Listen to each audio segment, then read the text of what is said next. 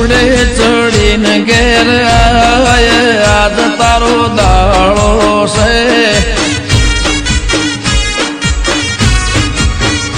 બાપા ઘોડે ચડીને ઘેર આય આજ તારો દાડો છે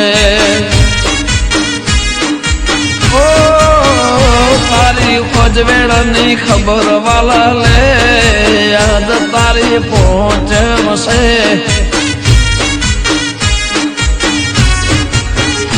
હે દૂધ કટોરે હાકર ભીડ રાખી તારા મતે બાપા કુલેર બનાવી રાખી